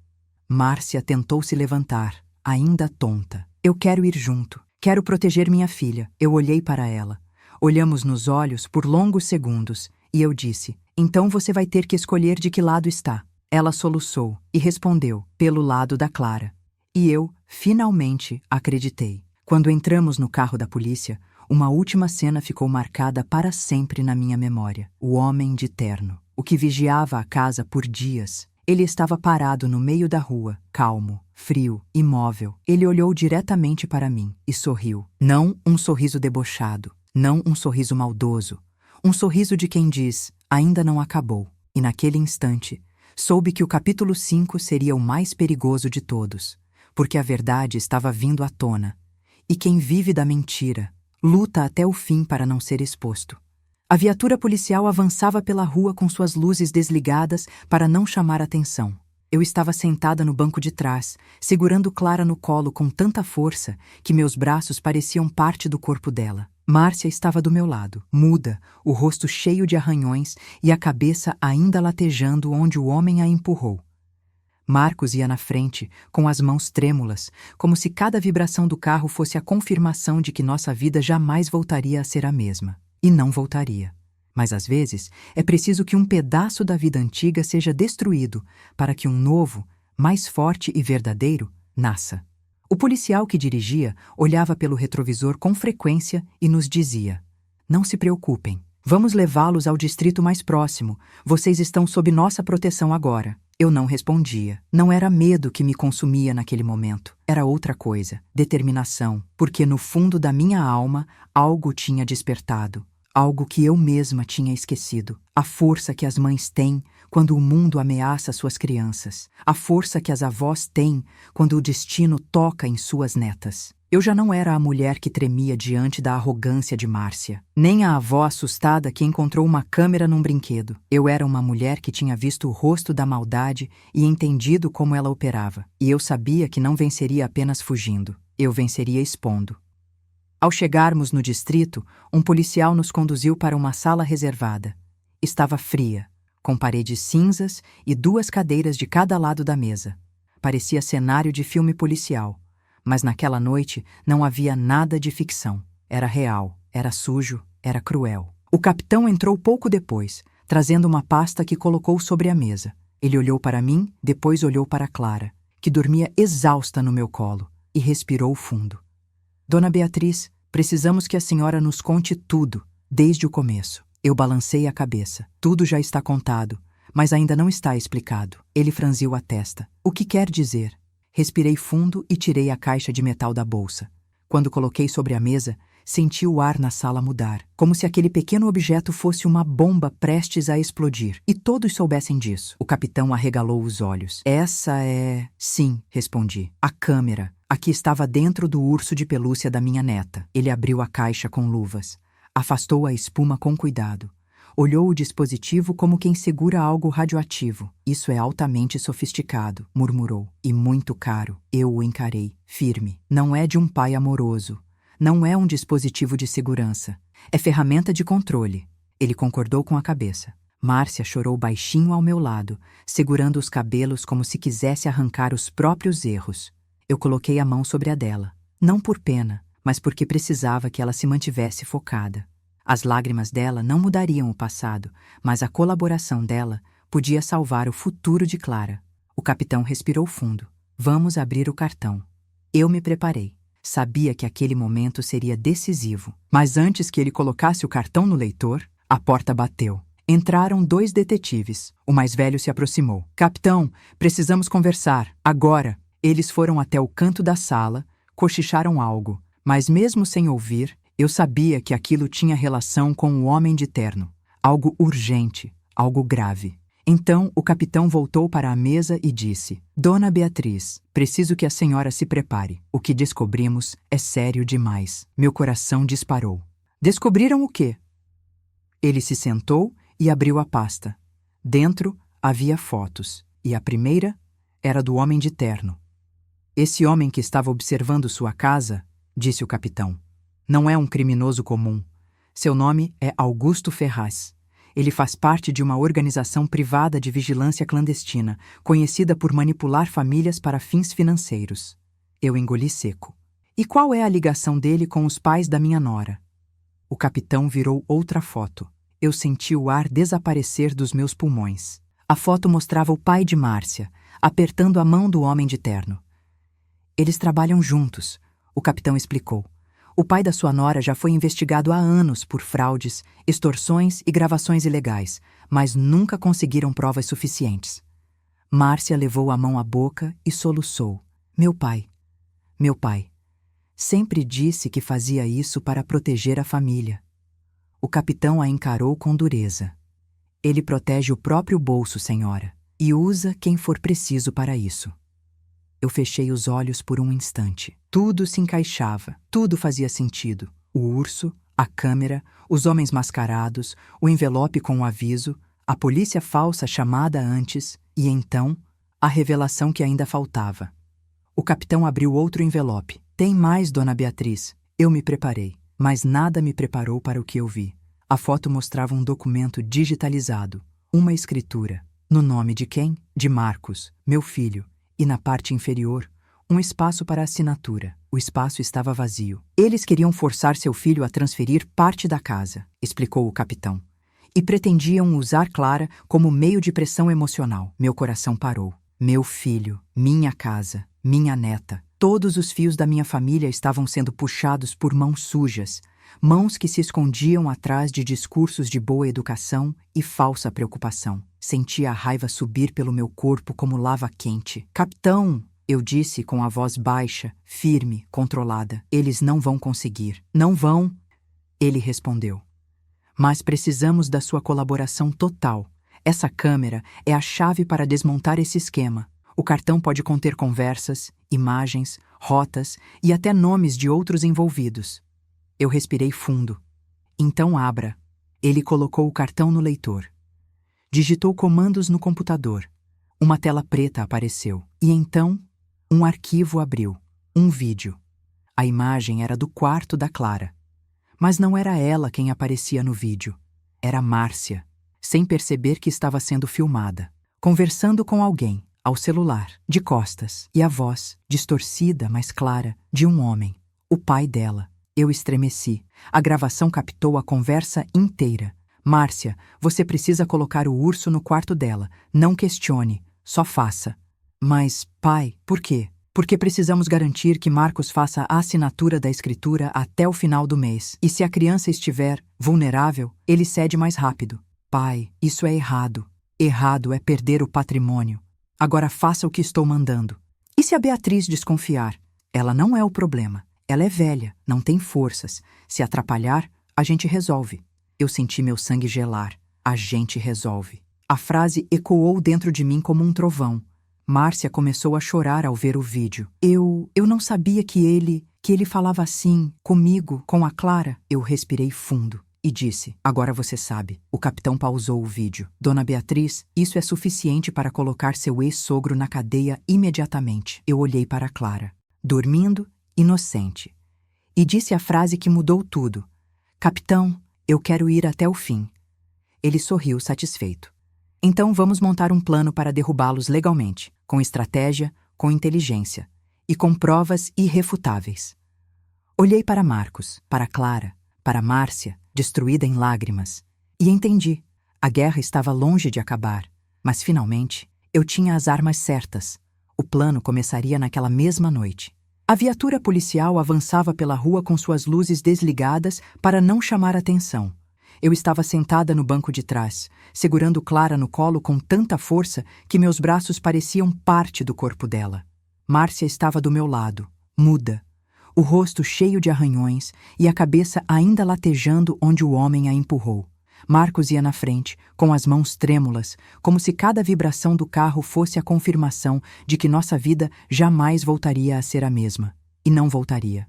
Mas às vezes, é preciso que um pedaço da vida antiga seja destruído para que um novo, mais forte e verdadeiro, nasça. O policial que dirigia olhava pelo retrovisor com frequência e nos dizia: não se preocupem, vamos levá-los ao distrito mais próximo. Vocês estão sob nossa proteção agora. Eu não respondia. Não era medo que me consumia naquele momento. Era outra coisa. Determinação. Porque no fundo da minha alma, algo tinha despertado. Algo que eu mesma tinha esquecido. A força que as mães têm quando o mundo ameaça suas crianças. A força que as avós têm quando o destino toca em suas netas. Eu já não era a mulher que tremia diante da arrogância de Márcia. Nem a avó assustada que encontrou uma câmera num brinquedo. Eu era uma mulher que tinha visto o rosto da maldade e entendido como ela operava. E eu sabia que não venceria apenas fugindo. Eu venceria expondo. Ao chegarmos no distrito, um policial nos conduziu para uma sala reservada. Estava fria, com paredes cinzas e 2 cadeiras de cada lado da mesa. Parecia cenário de filme policial, mas naquela noite não havia nada de ficção. Era real. Era sujo, era cruel. O capitão entrou pouco depois, trazendo uma pasta que colocou sobre a mesa. Ele olhou para mim, depois olhou para Clara, que dormia exausta no meu colo, e respirou fundo. Dona Beatriz, precisamos que a senhora nos conte tudo, desde o começo. Eu balancei a cabeça. Tudo já está contado, mas ainda não está explicado. Ele franziu a testa. O que quer dizer? Respirei fundo e tirei a caixa de metal da bolsa. Quando coloquei sobre a mesa, senti o ar na sala mudar, como se aquele pequeno objeto fosse uma bomba prestes a explodir, e todos soubessem disso. O capitão arregalou os olhos. Essa é... Sim, respondi. A câmera. A que estava dentro do urso de pelúcia da minha neta. Ele abriu a caixa com luvas. Afastou a espuma com cuidado. Olhou o dispositivo como quem segura algo radioativo. Isso é altamente sofisticado, murmurou. E muito caro. Eu o encarei, firme. Não é de um pai amoroso, não é um dispositivo de segurança, é ferramenta de controle. Ele concordou com a cabeça. Márcia chorou baixinho ao meu lado, segurando os cabelos como se quisesse arrancar os próprios erros. Eu coloquei a mão sobre a dela, não por pena, mas porque precisava que ela se mantivesse focada. As lágrimas dela não mudariam o passado, mas a colaboração dela podia salvar o futuro de Clara. O capitão respirou fundo. Vamos abrir o cartão. Eu me preparei. Sabia que aquele momento seria decisivo, mas antes que ele colocasse o cartão no leitor, a porta bateu. Entraram 2 detetives. O mais velho se aproximou. Capitão, precisamos conversar. Agora. Eles foram até o canto da sala, cochicharam algo, mas mesmo sem ouvir, eu sabia que aquilo tinha relação com o homem de terno. Algo urgente, algo grave. Então o capitão voltou para a mesa e disse: Dona Beatriz, preciso que a senhora se prepare. O que descobrimos é sério demais. Meu coração disparou. Descobriram o quê? Ele se sentou e abriu a pasta. Dentro havia fotos, e a primeira era do homem de terno. Esse homem que estava observando sua casa, disse o capitão, não é um criminoso comum. Seu nome é Augusto Ferraz. Ele faz parte de uma organização privada de vigilância clandestina, conhecida por manipular famílias para fins financeiros. Eu engoli seco. E qual é a ligação dele com os pais da minha nora? O capitão virou outra foto. Eu senti o ar desaparecer dos meus pulmões. A foto mostrava o pai de Márcia, apertando a mão do homem de terno. Eles trabalham juntos, o capitão explicou. O pai da sua nora já foi investigado há anos por fraudes, extorsões e gravações ilegais. Mas nunca conseguiram provas suficientes. Márcia levou a mão à boca e soluçou. Meu pai sempre disse que fazia isso para proteger a família. O capitão a encarou com dureza. Ele protege o próprio bolso, senhora, e usa quem for preciso para isso. Eu fechei os olhos por um instante. Tudo se encaixava. Tudo fazia sentido. O urso, a câmera, os homens mascarados, o envelope com o aviso, a polícia falsa chamada antes, e então, a revelação que ainda faltava. O capitão abriu outro envelope. Tem mais, Dona Beatriz. Eu me preparei, mas nada me preparou para o que eu vi. A foto mostrava um documento digitalizado, uma escritura. No nome de quem? De Marcos, meu filho, e na parte inferior, um espaço para assinatura. O espaço estava vazio. Eles queriam forçar seu filho a transferir parte da casa, explicou o capitão, e pretendiam usar Clara como meio de pressão emocional. Meu coração parou. Meu filho, minha casa, minha neta. Todos os fios da minha família estavam sendo puxados por mãos sujas, mãos que se escondiam atrás de discursos de boa educação e falsa preocupação. Senti a raiva subir pelo meu corpo como lava quente. Capitão, eu disse com a voz baixa, firme, controlada. Eles não vão conseguir. Não vão, ele respondeu. Mas precisamos da sua colaboração total. Essa câmera é a chave para desmontar esse esquema. O cartão pode conter conversas, imagens, rotas e até nomes de outros envolvidos. Eu respirei fundo. Então abra. Ele colocou o cartão no leitor. Digitou comandos no computador. Uma tela preta apareceu. E então, um arquivo abriu. Um vídeo. A imagem era do quarto da Clara. Mas não era ela quem aparecia no vídeo. Era Márcia, sem perceber que estava sendo filmada, conversando com alguém, ao celular, de costas, e a voz, distorcida, mas clara, de um homem, o pai dela. Eu estremeci. A gravação captou a conversa inteira. Márcia, você precisa colocar o urso no quarto dela. Não questione, só faça. Mas, pai, por quê? Porque precisamos garantir que Marcos faça a assinatura da escritura até o final do mês. E se a criança estiver vulnerável, ele cede mais rápido. Pai, isso é errado. Errado é perder o patrimônio. Agora faça o que estou mandando. E se a Beatriz desconfiar?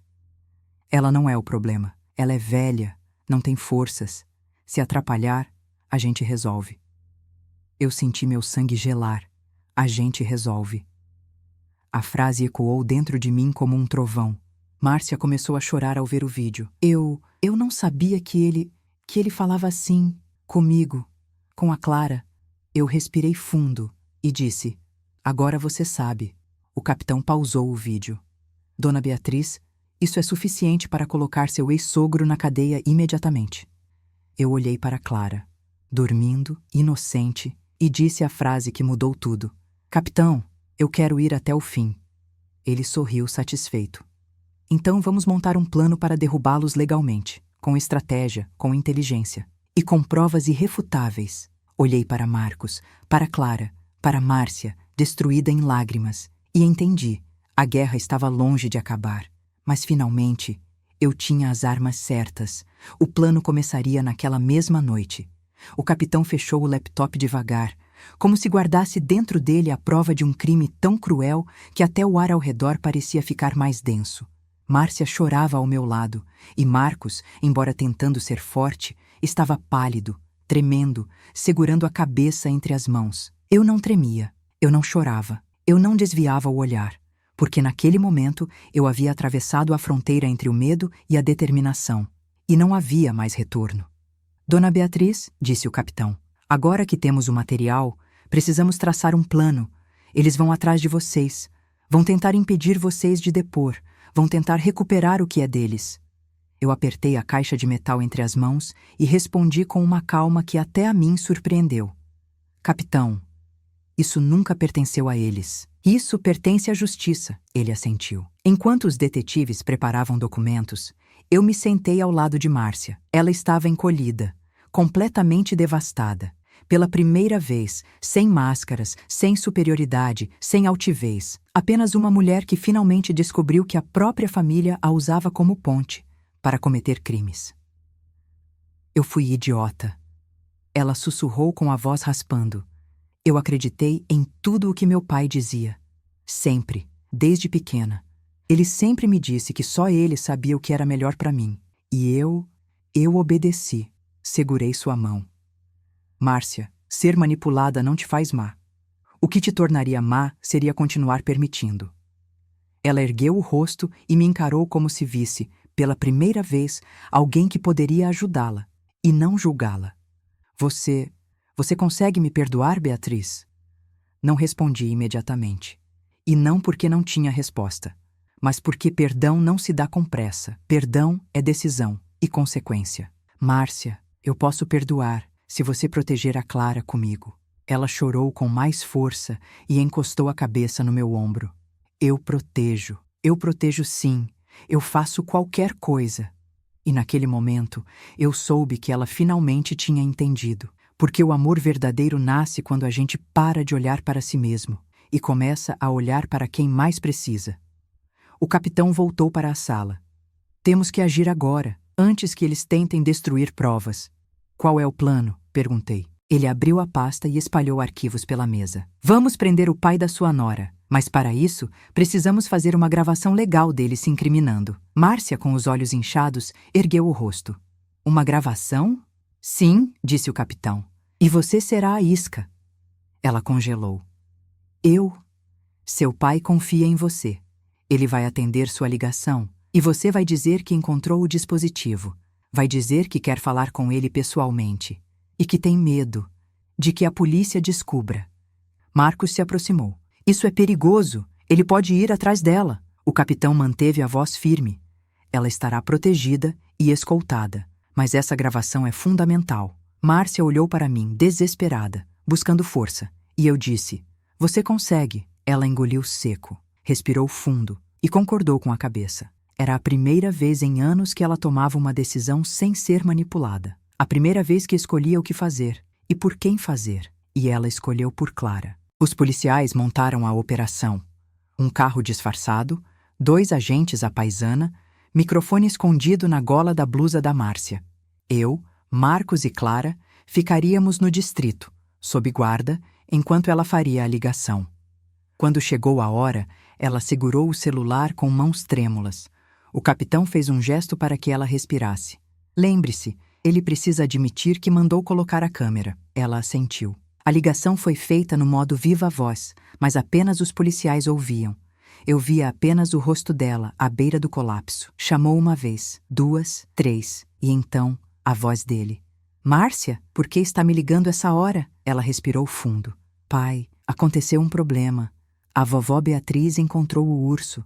Silêncio, pesado, assassino. E ela encontrou o que tinha dentro. A voz do homem veio gelada. Márcia, diga exatamente o que ela encontrou. A mão dela tremia tanto que o capitão colocou a mão em seu ombro para estabilizá-la. A câmera. Ela achou a câmera. Outro silêncio mortal. Denso, ameaçador. Márcia. A voz dele ficou baixa, quase um sussurro. Você precisa pegar de volta. Entendeu? Esse dispositivo não pode cair na mão de ninguém. Pai, eu não sei como fazer isso. Você sempre foi lenta demais. Ele disse com um desprezo que me cortou por dentro. Eu mandei você colocar aquilo ali para nos proteger, para garantir que Marcos assinasse a escritura. Você não consegue nem fazer isso? Márcia desabou em lágrimas. Pai, isso é errado. É errado usar a Clara. A voz dele mudou completamente. Agora era monstruosa. Cala a boca. Essa criança é o passaporte para garantirmos tudo o que é nosso.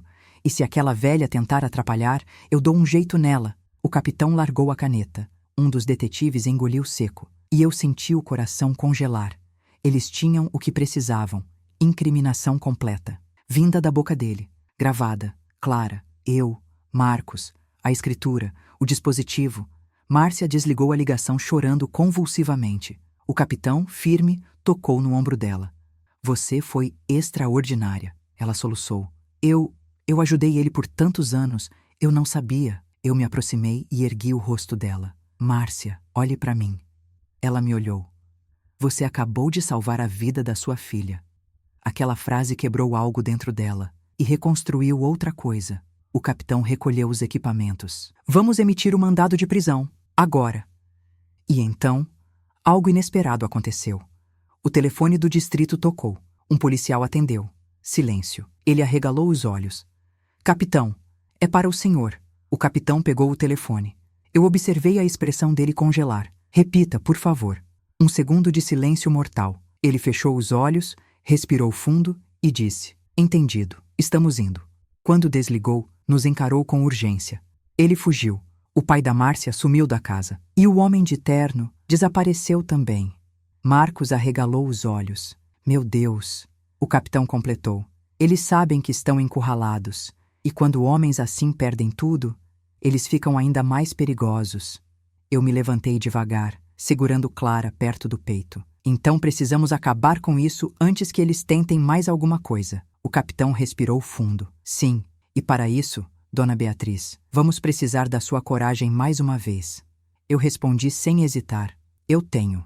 E foi nesse instante, nesse exato instante, que eu senti. O final estava se aproximando. A justiça estava a poucos passos. E a minha família estava enfim pronta para lutar junto comigo. Quando o capitão anunciou que o pai de Márcia e o homem de terno haviam fugido, senti algo dentro de mim se partir. Não era medo. Não mais. Era a compreensão de que o final seria mais difícil, mais escuro e mais perigoso do que imaginávamos. Marcos segurou meu braço. Márcia chorava silenciosamente, apoiada no encosto da cadeira. Clara dormia em meu colo, exausta, inocente, intocada por tudo o que estava acontecendo e, ao mesmo tempo, no centro de tudo. O capitão caminhava de um lado ao outro do distrito, falando com a equipe, organizando viaturas, distribuindo ordens. Mas quando voltou para nós, sua expressão era diferente, séria, pesada, mas decidida. Dona Beatriz, precisamos levá-los para um local seguro. Não sabemos onde eles estão e, considerando o histórico do pai da sua nora, ele pode tentar abordar vocês novamente. Eu balancei a cabeça. Capitão, eu não posso fugir. Todos me olharam como se eu tivesse acabado de desafiar o impossível. O capitão franziu a testa. Como assim não pode fugir? Senhora, estamos lidando com criminosos perigosos. Eles podem tentar sequestrar sua neta, podem tentar silenciá-la. Não queremos que ninguém da sua família se machuque. Clara respirava no meu ombro, e por um momento pensei em aceitar a proteção total. Mas então, uma verdade atravessou meu peito como uma flecha. Eles só tinham poder enquanto nós corríamos. Quando parávamos, eram eles que temiam. Eu ergui a cabeça lentamente e disse: Capitão, seu trabalho é prender criminosos. O meu é não permitir que a minha neta cresça com medo. Ele me observou por alguns segundos longos, como se tentasse entender a força de uma mulher que já havia visto muita coisa na vida. Então, respirou fundo. Certo, Dona Beatriz. Então me diga, o que a senhora quer fazer? Não era uma pergunta comum. Era um convite para liderar o próximo passo. Eu me levantei, ajeitei Clara nos braços e disse: Eles fugiram porque sabem que a prova está comigo. Eles fugiram porque têm medo. E eu vou usar esse medo contra eles. Márcia, com os olhos vermelhos, aproximou-se hesitante. O que você pretende? Beatriz, eu a olhei de um jeito que nunca a tinha olhado. Não como rival, não como ameaça, mas como aliada, como mulher quebrada tentando se reconstruir. Márcia, seu pai está desesperado. E homens desesperados cometem erros. Nós vamos fazer ele aparecer. Ela engoliu seco. Como? Com a única coisa que ele quer. Toquei a caixa de metal. O coração dela acelerou. O dispositivo, sussurrou. Eu confirmei. Sim, ele vai atrás disso. E quando for, vai ser preso. O capitão se aproximou, impressionado. Um flagrante? Exato. Ele passou a mão no queixo, pensativo. Se montarmos uma operação ao redor de vocês, e se ele realmente aparecer, podemos prendê-lo por tentativa de destruição de prova, invasão de privacidade e pela gravação comprometida que ele próprio forneceu. Vai funcionar, respondi, porque ele pensa que somos fracos, e esse é o erro dele. A preparação começou imediatamente. Os policiais nos levaram para uma casa segura, uma espécie de imóvel abandonado pelo governo, mas adaptado para operações desse tipo. Parecia pequena e simples, com paredes gastas, móveis velhos, mas era exatamente isso que a tornava perfeita. Ninguém desconfiaria. Clara acordou quando chegamos e olhou para mim, sonolenta. Vovó, onde a gente tá? Eu toquei o rosto dela com carinho. Num lugar onde a vovó pode te proteger. Ela abriu os braços e me abraçou. Esse abraço foi o combustível de tudo que eu faria a seguir. Márcia, ainda abalada, se sentou num sofá antigo e ficou olhando para o chão. Marcos ficou ao meu lado, como se quisesse garantir que eu não suportaria nada sozinha. As equipes policiais se posicionaram. 2 agentes ficaram na frente da casa, 2 atrás, outros 2 dentro, disfarçados. O capitão me explicou. Nós vamos deixar uma janela de vulnerabilidade. Qualquer pessoa de fora vai acreditar que vocês estão sozinhos.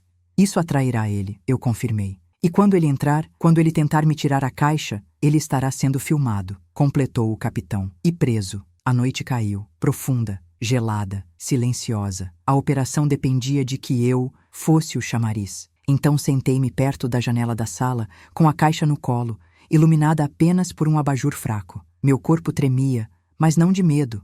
Era o corpo se adaptando à força da alma. Marcos ficou atrás da porta, protegido. Márcia permaneceu no quarto com Clara, ambas monitoradas. Os agentes se posicionaram. O capitão fez um sinal. A operação estava ativa. Eu respirei fundo e esperei. Esperei pelo mal, esperei pela sombra. Esperei pelo homem que achava que podia controlar tudo e todos. E então, como num filme de suspense, um carro parou na rua. Luzes desligadas, motor silencioso, porta abrindo devagar. Meu coração acelerou. Um segundo carro apareceu atrás. Outro homem desceu. Também sombras. Também figuras indistintas na noite. A respiração dentro da casa ficou presa. O capitão fez um gesto para que todos aguardassem. Do lado de fora, uma voz baixa ecoou. É agora. Ela está sozinha. E então vi a silhueta dele. O pai de Márcia. Arrogante, confiante, cruel. Mas havia algo diferente no rosto dele naquela noite. Medo, porque ele sabia que, se eu tivesse coragem para encará-lo, também teria coragem para destruí-lo. Ele se aproximou da porta, devagar, sem pressa, como um homem acostumado a ganhar, como um homem que nunca imaginou que uma mulher de 66 anos pudesse ser sua ruína. Quando ele tocou na maçaneta, ouvi o estalo. Quando ele entrou, vi sua sombra tomar forma. Quando ele me viu com a caixa no colo, sorriu. Aquele sorriso gelado que me acompanhou por meses. Beatriz, vejo que finalmente entendeu como as coisas funcionam. Eu o encarei, firme, imóvel, indestrutível. Ele deu 2 passos para dentro. Me entregue a caixa, e ninguém mais se machuca. Eu senti Clara respirando na minha memória, e isso me deu a força final. Respondi: a caixa é sua. Ele abriu um sorriso de vitória. Ótimo, mas a justiça também. Ele franziu a testa. E então, luzes, gritos, a porta sendo arrombada pelos policiais. Polícia! Deita no chão! Agora! O pai de Márcia congelou. Eu não. Eu me levantei, com a força de todas as mulheres que vieram antes de mim, e disse: eu avisei, nunca subestime uma avó. Ele tentou correr, mas os policiais o derrubaram no chão. O outro homem fugiu pela porta dos fundos, mas foi interceptado por agentes escondidos. Gritos, sirene, correria. E eu fiquei parada, no centro disso tudo, segurando a caixa como quem segura um símbolo. Quando Márcia saiu do quarto e viu o pai algemado, ela caiu de joelhos. Pai, como você pôde fazer isso com a minha filha, com a sua neta? Ele a olhou com desprezo. Você sempre foi fraca. Ela começou a chorar. E eu, finalmente, entendi o que estava acontecendo ali. Eles nunca amaram Márcia, nunca a protegeram, nunca estiveram ao lado dela. Eles só a usaram. E essa dor de perceber a verdade sobre quem nos manipula, não é pequena. Eu me ajoelhei ao lado dela e disse: agora, minha filha, acabou. O capitão se aproximou. Dona Beatriz, sua coragem salvou essa família. Eu olhei para Clara dormindo tranquila, protegida, intacta, e respondi: não foi coragem, capitão, foi amor. Mas ainda faltava a parte mais importante, a justiça completa, a libertação emocional e a mensagem final. O pai de Márcia foi levado algemado até a viatura, ainda gritando, ainda tentando impor autoridade, ainda tentando recuperar o controle que sempre exerceu sobre tudo e todos. Mas dessa vez não funcionou. Dessa vez, suas palavras não tinham mais peso. Dessa vez, ele não era mais o predador. Era só um homem velho e perigoso sendo levado para a prisão que ele mesmo cavou, tijolo por tijolo, com suas mentiras. O homem de terno também foi capturado alguns quarteirões depois. Tentou fugir, mas não teve chance. Nada resiste por muito tempo quando a verdade finalmente encontra sua voz. Marcos segurava Clara no colo, e ela, mesmo sonolenta, segurava o pescoço dele com os braços fininhos. Era como se o corpo dela soubesse que estava segura, mesmo antes da mente despertar. Márcia estava sentada no degrau da casa segura, com o rosto coberto de lágrimas silenciosas. Vi ali não a antagonista que um dia me fez sofrer com microagressões, ironias e controle, mas uma mulher quebrada. Uma mulher que cresceu sob um pai manipulador, que aprendeu a obedecer antes de aprender a discernir. Uma mulher que agora enfrentava a verdade mais difícil da vida. O perigo nunca esteve fora. Esteve dentro da própria família dela. Eu me aproximei devagar. Ela ergueu o rosto, os olhos vermelhos, inchados, mas lúcidos. Beatriz, ela sussurrou. Eu destruí tudo, não é? Sentei-me ao lado dela e respondi: não. O que destruiu tudo foi a mentira. Você só repetiu o que aprendeu, mas hoje você quebrou o ciclo. Ela chorou mais forte. Eu quero ser uma mãe melhor, uma esposa melhor, uma pessoa decente. Peguei sua mão. Foi a primeira vez em anos que toquei nela sem ressentimento. Então comece amanhã, e comece sendo verdadeira. Ela assentiu, soluçando. Horas depois, já no amanhecer, fomos todos para o distrito para prestar depoimentos formais. Os detetives digitavam tudo enquanto eu explicava com calma e clareza cada detalhe. Quando terminaram, o capitão se levantou, caminhou até mim e disse: Dona Beatriz, esse caso só chegou ao fim por causa da sua coragem. A senhora não apenas protegeu a Clara, a senhora desmontou uma organização que estava há anos destruindo famílias. Eu sorri de um jeito pequeno, humilde, verdadeiro. Capitão, quando a gente ama uma criança, a gente faz coisas que nem sabia que era capaz. Ele sorriu de volta. Vamos manter vocês sob acompanhamento por alguns dias, até termos certeza de que não há mais ameaças. Agradeci. Mas a maior surpresa daquele dia ainda estava por vir. Quando estávamos prestes a ir embora, Márcia puxou minha blusa com cuidado. Beatriz, tem algo que eu queria dizer. Eu a encarei, serena. Ela respirou fundo, muito fundo. Obrigada, por salvar a minha filha e por me salvar de mim mesma. Foi a primeira vez que ela disse algo daquele tamanho. E eu senti, ali, que talvez, só talvez, um novo começo fosse possível. Marcos se aproximou e colocou o braço ao redor das duas. Nós vamos reconstruir nossa família, do jeito certo, sem segredos, sem sombras. Olhei para Clara, que brincava com um boneco emprestado da sala infantil do distrito, como se não tivesse passado pela noite mais perigosa de sua vida. E entendi o que o destino queria de mim. Não era vingança, era sabedoria. Não era ódio, era cura. Não era apenas justiça, era transformação. Eu já vivi o suficiente para saber que algumas cicatrizes nunca desaparecem, mas também sei que elas não precisam definir quem somos. Elas só lembram que seguimos em frente e que mesmo quando o mundo tenta nos dobrar, algumas mulheres simplesmente não quebram. Naquela noite, já em casa, sentei na cama com Clara adormecida ao meu lado. Olhei para o teto, silenciosa, e deixei meu coração falar comigo. A vida é dura. A vida é injusta. A vida testa a gente de formas que não imaginamos. Mas quando você tem amor, quando você tem coragem, quando você tem a força de uma alma que já perdeu, já sofreu, já caiu e ainda assim levanta, nada pode te destruir.